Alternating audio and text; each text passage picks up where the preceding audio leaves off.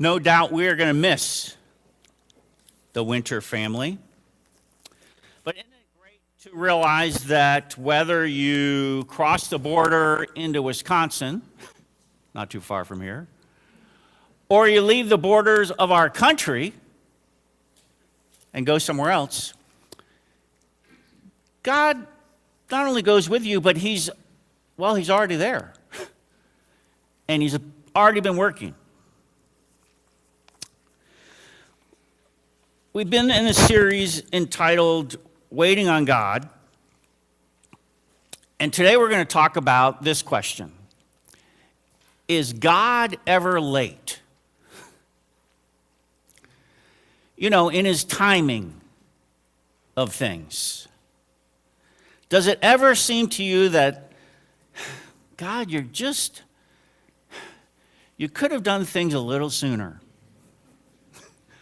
Well, my first response to this question, is God ever late? Well, no. God, your timing, like everything you do, is perfect. Right? I read verses like this, Galatians 4:4. When the fullness of time had come, God sent His Son. Right? We just celebrated that last month with Christmas. When the time was just perfect, that's when Jesus was born. Or these verses in 2 Peter 3. Do not forget this one thing, dear friends. With the Lord, a day is like 1,000 years, and 1,000 years are like a day. The Lord is not slow in keeping His promise, as some understand slowness. So I get that. But then another part of me says, God, sometimes I don't get your timing. I don't even like it. Right? God, you could have worked sooner. The health concerns that I have could have cleared up quicker. The money situation, the money could have come earlier. God, if you would have done something quicker, it would have been a lot less stressful and anxious on my part. God, you are late. Sometimes that's not just even a personal thing. Sometimes we can consider that let's consider that with our church family. We're in a transition of looking for a lead pastor. God, when is that guy going to get here? And we'll talk a little bit about that at the meeting after worship here today or whatever. But this idea affects all of us, doesn't it? The story we're going to look at today is a story about a family that wrestled with this idea. God, are you ever late? About 2 miles outside of Jerusalem lays this little hamlet, I don't know if we call it a suburb, a little town called Bethany. And in there was a family that Jesus had great connections with and spent time with. The brother's name was Lazarus, and he had 2 sisters, Mary and Martha. But this day, there was trouble. Lazarus was deathly ill, and they sent word to Jesus. Jesus, he wasn't there, but just in Jerusalem, not too far away. Jesus, come quickly. And they struggled with this whole idea of God's timing. Let's look at that story. If you have a Bible, it's in the Gospel of John, John chapter 11. And we're going to just jump into the story, examine the facts, but like all stories, they're not just facts, there's feelings too. And so we want to experience a little bit of the feelings. Is God ever late? Well, here's the bottom line when we think about God's timing, is that we should trust God. Now, that sounds like a good pastor answer, right? Just trust God. And sort of instinctively, we all know that. Well, yeah, I get that. We should trust God. But what specifically should we trust God about? Well, I think this story gives us 3 great truths about God's timing. Here's the first one. If you're filling it. Nope, go back, Dan. Trust God's timing is purposeful. Purposeful. That is, there's a purpose of why things happen. And maybe you're like me, you even hear non-Christians sort of say that. I believe everything happens for a purpose. Well, sometimes they believe in a God. Sometimes they just think it's chance or fate or karma or I don't know what word they use. But we as believers, we affirm that, well, there's a God and he's got a purpose behind things. And he's an all-powerful God, so he can make those things happen. So not just why things happen, but when things happen. Let's look at why I say God's timing is purposeful. God has a plan. He's got an awesome plan. Not just an average plan, an acceptable plan. He's got an awesome plan. All right, let's jump into the story. So the sisters sent word to Jesus, Lord, the one you love is sick. They're referring to their brother, Lazarus.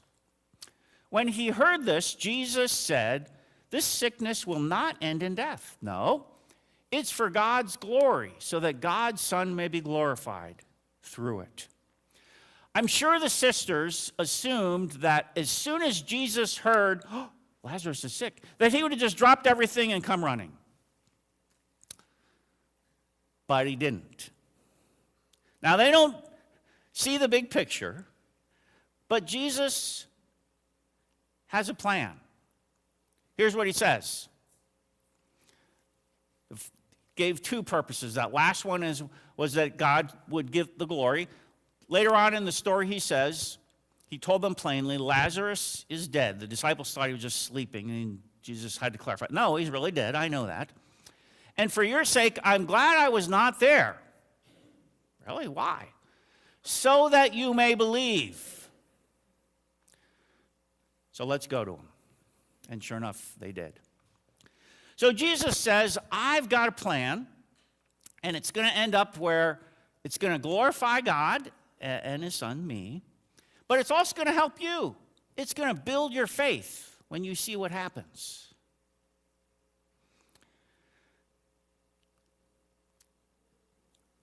Like Lazarus and Mary and Martha, I hope you see that God has an awesome plan for you too. And most of the time, it doesn't just involve you. Other people are affected, right? It's going to affect your family. It's going to affect other Christians around you. It's going to affect even non-Christians who are sort of looking in, going, oh, I wonder what's going on. And they're going to see God at work. God's got an awesome plan. Next slide says God has an active plan. That is, it's at work.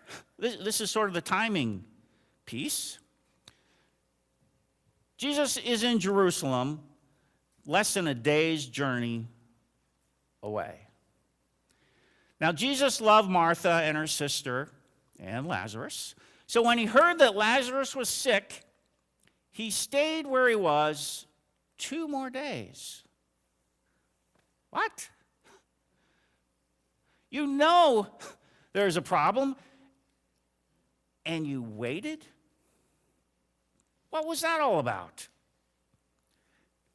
Maybe you felt that way, where you pray, right? Lord, we need you to work. And it just seems like nothing's happening. Your prayers sort of bounce off the ceiling. They don't even get up to heaven. You think, God, I've got this timing. I've sort of figured it out. We have these financial obligations, for instance, and we need the money by such and such time. And if it's not there, God, you've blown it. Or, we'll jump ahead here, you're making plans for this summer. And here's what it's going to be, and we're going to do this and this and this, whatever. And then invariably something changes. Oh, great. There goes our summer plans. They're all messed up. God, are you really working? There's obstacles here, and I don't know, God. But God does have a plan, and his timing is linked with that. It's very purposeful. Let's keep going on the story.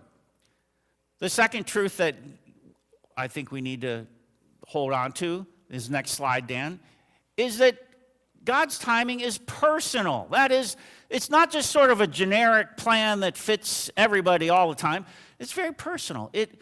It's working in your life right now, specifically. Now, how is that? Why is God's timing personal?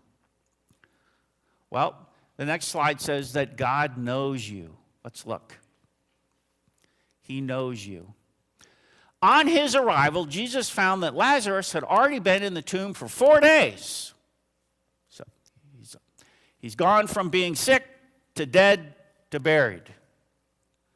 Now, Bethany was less than 2 miles from Jerusalem. What does it take to walk 2 miles? Not that long, right? And many Jews had come to Martha and Mary to comfort them in the loss of their brother. One of the sisters is going to greet Jesus. When Martha heard that Jesus was coming, she went out to meet him. But Mary stayed at home. Lord, Martha said to Jesus, if you had been here, my brother would not have died. But I know that even now God will give you whatever you ask. How many times probably had they said, oh, if only Jesus were here? Probably a lot of times. So much so that that's what, no, stay on that slide, Dan. So much so that that's what naturally comes to her mouth when she sees Jesus. Oh, Jesus, if you'd only been here. But now you're too late. Your timing is off. Jesus, if you only knew how sick he was. If you only knew how worried we were, if you only knew how much we had prayed, if you only knew. Here's Jesus' response. Next slide. Jesus said to her, your brother will rise again. And Martha kind of thinks maybe in the future, yeah, I know he'll rise again in the resurrection at the last day. Maybe she just sort of took that as, a common consolation. Well, yeah, someday he'll rise, but how many times have you said that, maybe? Yeah, I know that in the future, well, in the past, God, you've worked, and in the future, someday, it'll work, but right now, I need you to work. Well, more precisely, 4 days ago, when Lazarus died, I needed you to work. Lord, if you'd only been there, this wouldn't have happened. I suspect some of you may have been thinking that. If only. Boy, those can eat away at you, right? If only I had done this or that. If I had only planned better or prayed more or I knew more information, things just would have turned out differently. But how can we know all those things? We can't. So don't blame yourself. Well, if you're not supposed to blame yourself, then maybe we should just blame God, right? I couldn't possibly, I can't be in control of this. I don't know all the factors, but God does, so maybe I'll just blame him. Well, here's what Jesus is going to continue to explain and help Martha. Let's look at the next verses. Jesus said to her, I am the resurrection and the life. The one who believes in me will live, even though he dies. And whoever lives by believing in me will never die. Do you believe this, Martha? Yes, Lord, she replied, I believe you are the Messiah, the Son of God, who's to come into the world. These are great verses, aren't they? How comprehensive does God know about stuff? How involved is he? Well, he says, I'm the resurrection and the life. And so those who, maybe you have friends or relatives who've already died, they knew Jesus and they've passed away. And they're in heaven now. He knows that. Yeah, but I need your help right now, not just in the future. Jesus says, well, you know what? Right now, you're looking for a future resurrection? I'm the resurrection. Not just I will give resurrection or something like that, but Jesus himself. You need some hope and help right now? That's me. I'm the resurrection. And what about the future? Well, you and I, these are verses for you and I. We haven't died yet. We're still here. But whoever believes in Jesus, even though we die, we're going to live forever. So that's the help that Jesus gives because he knows us. He knows our past and what's been all the details that have led up to right now. He knows all the present details of our situation, and he knows the future. He knows how it's all going to work out. And he knows us. Let's keep going. God also loves us. He loves you. And you know that, but let's see how it works out in the story here. Now we have the other sister, Mary. He talked to Martha, now Mary. When Mary reached the place where Jesus was and saw him, she fell at his feet and said, Lord, if you'd been here, my brother would not have died. It's the exact same thing her sister said. And Jesus, you're late. You blew it. We called for you, and you didn't come. And now it's too late. Well, interestingly, Jesus doesn't rebuke her. When Martha came, it didn't say that she was crying. No doubt she was grieving over the loss of her brother. Martha was the more practical, sort of pragmatic sister. Mary is the more emotional, sensitive sister.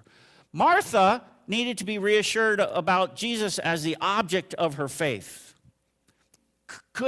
Jesus, do you know? Can I trust you? Mary is more, Jesus, do you care?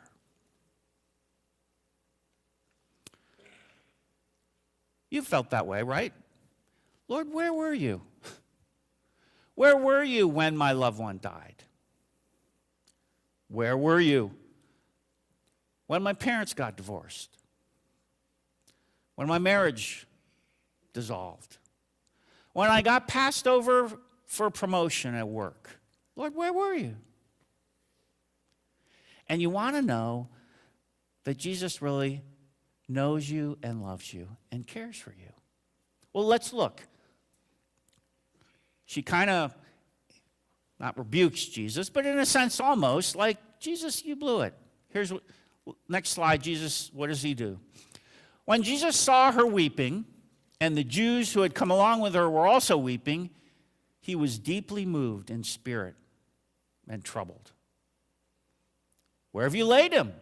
He said, well, come see, Lord, they replied. And Jesus wept. And the Jews said, see how he loved him. How does Jesus feel? It says he was moved in spirit and he was troubled. And then you got the shortest verse in the whole Bible, right? Do you see it there? John 11:35, 2 words. Jesus wept. If you want to do memory verses, here's a good start for you. It's pretty easy. Why did Jesus cry? Well, as he's moving towards the tomb, he's moved by Mary and Martha and their grief. He's moved by all the other people crying. And Lazarus was Jesus' friend too, and so he's weeping over that.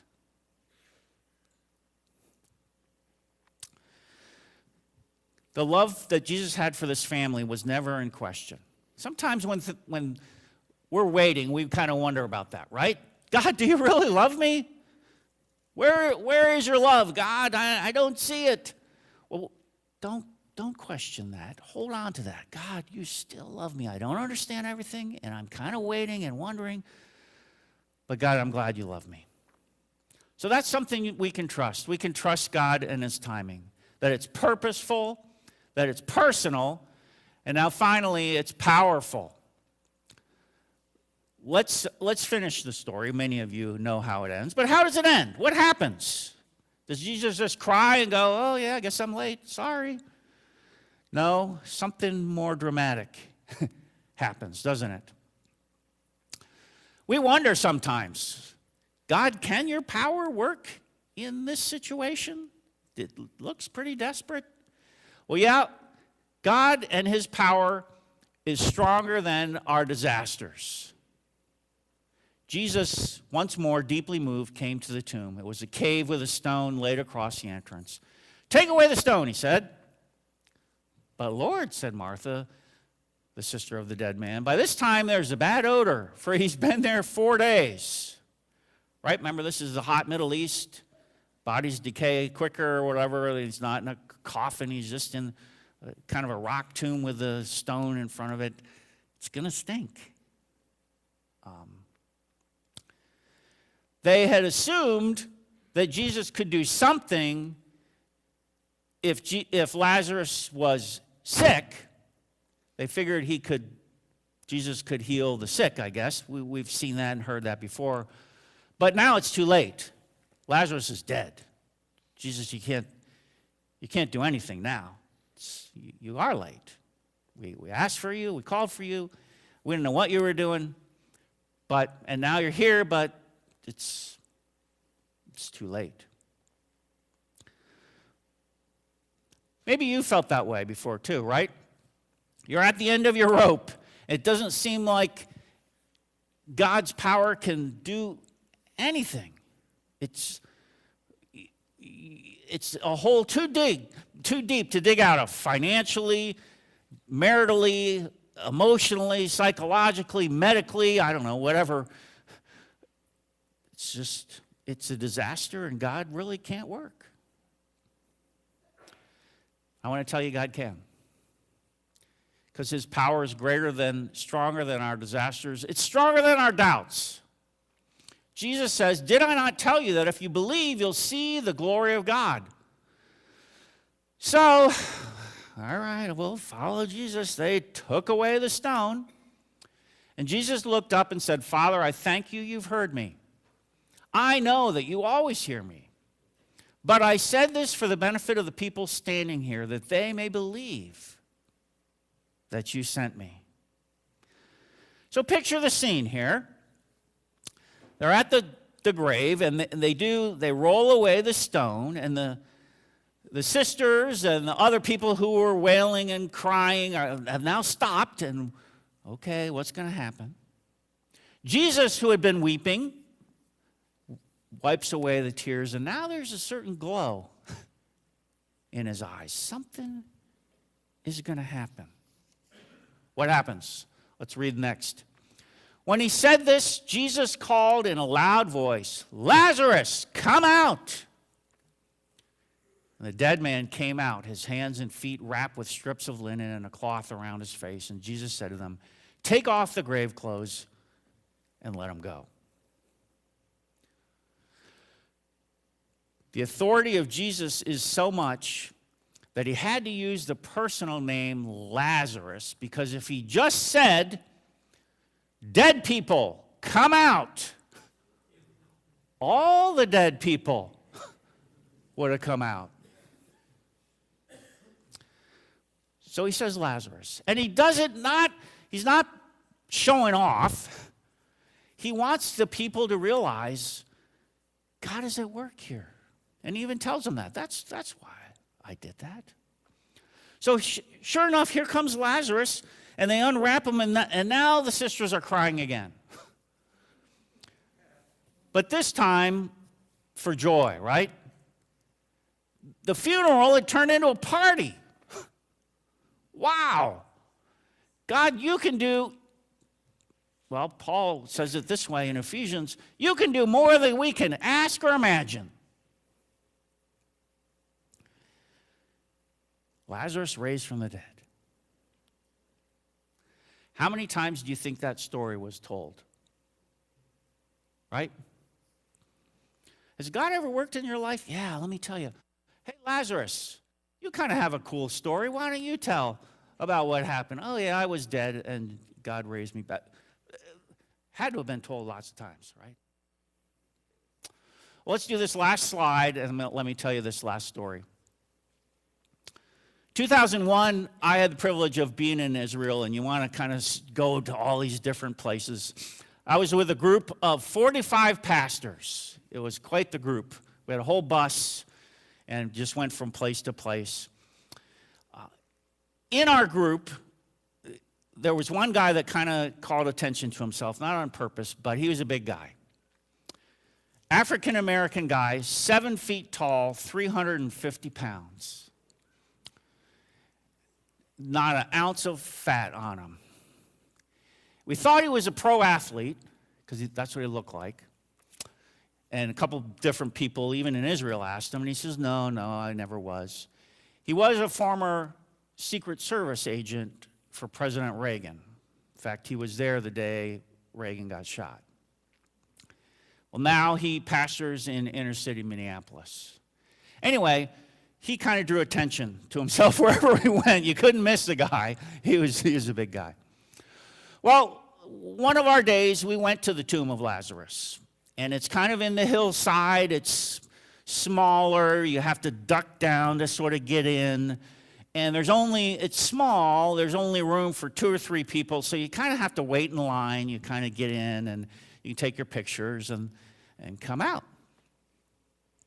So I was in line with lots of other people, kind of waiting my turn, and I was the next person to go in. And my African brother, Pastor Bill, came out. And he came out of the tomb like this. And he stood up and the Catholic nuns behind me, their eyes got really big. And it was really quiet. And then they started chattering in Italian. I don't know what they were saying. But that scene really drove home in my life and my heart. And I think it had to have been like that day. Lazarus, come out. And he comes out.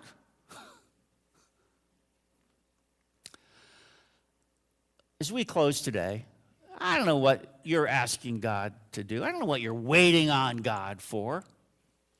But as you take out your connection card and think about next steps, hopefully your name's on there and some prayer requests. What is it that you're waiting on God for? And maybe specifically, what's the deal with the timing of it? Not only what you're waiting, but when. When is all this going to happen? Maybe there's an issue there. If there's something that we could pray for you about, we'd love to do that. If there's something you just want to keep between you and the Lord, here's what I need to trust you for, God. Here's what I need to do. Here's what I'm struggling about. I don't know. If that helps you to write that down, tear that off, or have it in your sermon outline, here's, God, what you're speaking to me about today. I want this story of Lazarus. It's not only about Jesus being the resurrection and the life, and that's probably what mostly it's about. That's who Jesus is. But this whole idea of timing. Our opening question was, is God ever late? And I want to tell you the answer. No, he's not. He's rarely early, but he's never late. He's always on time. Let me pray for us, and we're going to receive your offering and your cards. Thank you, Lord, for working in our lives, working in the timing of everything. And Lord, there's so many details and circumstances. It's so complex, we could never even figure it out ourselves. But that's not a problem for you. You've got it all figured out from past to present to future. So help us, Lord, to trust you. Thanks so much. We give ourselves to you. We give our trust to you. We do it in the name of Jesus, who said that he is the resurrection and the life. Thanks, Lord. Amen.